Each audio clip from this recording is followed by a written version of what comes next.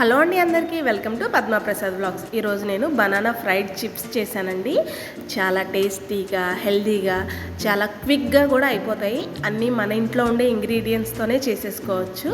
పిల్లలైతే సాస్లో ముంచుకొని తింటారు చక్కగా. పెద్దవాళ్ళు అయితే కనుక ఈవినింగ్ ఒక 4 తిని టీ కానీ కాఫీ కానీ తాగితే కడుపు ఫుల్గా ఉంటుందండి.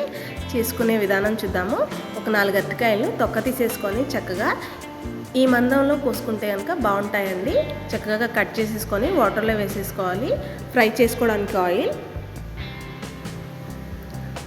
పసుపు, ఉప్పు, కారం, ఇంతే అండి.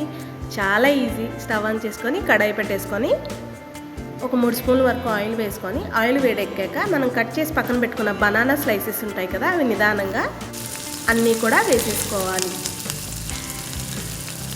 మీడియం ఫ్లేమ్ పెట్టుకొని చక్కగా కుక్ చేసుకోవాలి. హై ఫ్లేమ్ పెడితే మాడిపోతాయి, చేదొచ్చేస్తుంది, పిల్లలు ఇష్టంగా తినరు. ఒకసారి మూత తీసి ఒకసారి కలుపుకోవాలి.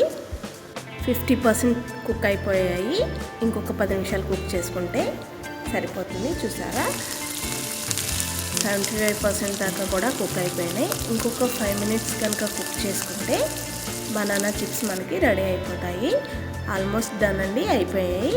ఒకసారి కలిపేసుకొని ఇప్పుడు దీంట్లో 1 స్పూన్ పసుపు, రుచికి సరిపడా ఉప్పు, 1 స్పూన్ పచ్చికారం వేసుకొని మొత్తం అంతా కూడా ఒకసారి కలుపుకొని ఇంకొక 2 మినిట్స్ మూత పెట్టుకుంటే కారం వేసాం కదండి, పచ్చివాసన పోతుంది. బనానా ఫ్రైడ్ చిప్స్ రెడీ అండి. పిల్లలైతే సాస్లో తినొచ్చు, పెద్దవాళ్ళైతే ఊరికినే తినొచ్చు, లేదా వేడివేడి అన్నంలో ఈ ఆయిల్ వేసుకొని 4 ముక్కలు నంచుకొని తింటూ ఉంటే భలే ఉంటుందండి. వర్షం పడుతుంది కదా బయట. అంతే అండి, చాలా ఈజీ, చాలా త్వరగా కూడా అయిపోతాయి. అలాగే నా వీడియో కనుక మీకు నచ్చితే కనుక లైక్ చేయండి, షేర్ చేయండి, కామెంట్ చేయండి. మర్చిపోకుండా సబ్స్క్రైబ్ చేసుకునండి. నన్ను ఇలాగే సపోర్ట్ చేయండి. మీరు కూడా ట్రై చేసి ఎలా వచ్చిందో నాకు కామెంట్ చేయండి.